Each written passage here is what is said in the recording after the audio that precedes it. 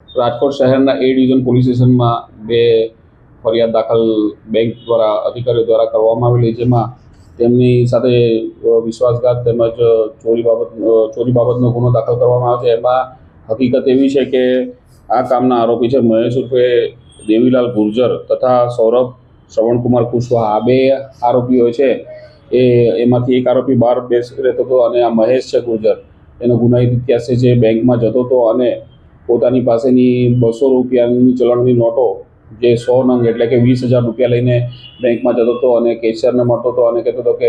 મારે આ એક્સચેન્જ કરાવી છે કોઈ ધાર્મિક વિધિના નામે। તો એ રીતે વિશ્વાસમાં લઈને કેશિયર પાસેથી એના બદલામાં 500ની નોટો એ મેળવતો હતો અને 500ની નોટો મેળવ્યા બાદ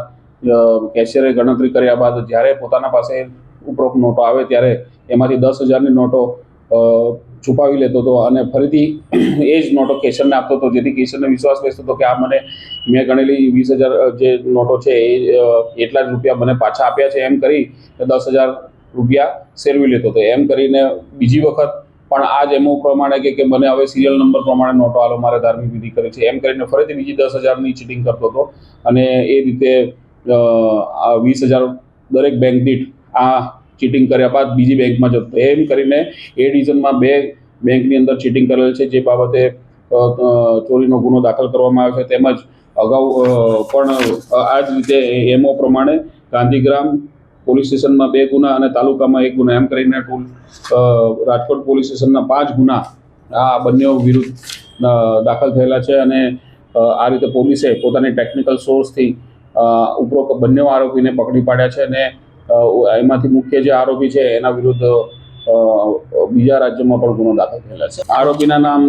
મુખ્યત્વે મહેશ દેવીલાલ ગુર્જર તથા બીજા આરોપી સૌરભ શ્રવણલાલ કુશવાહા છે। ના રાજ્ય બહાર ઓરિસ્સા સ્ટેટમાં પણ આ ગુનાઓ કરેલા છે અને ગુજરાતમાં રાજકોટ શહેરમાં 5 ગુના કર્યા છે ને એ પકડાઈ ગયેલ છે। હા, ઉપરોક્ત બાબતે સમર્થન છે કે આ રીતે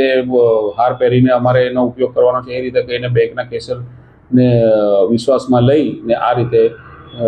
નોટોની છેતરપિંડી કરતો હતો। સાંજ સમાચાર ફેસબુક પેજને લાઇક કરો, વિડીયો શેર કરો અને વધુ વિગતવાર સમાચાર માટે sanssamachar.net વિઝિટ કરો।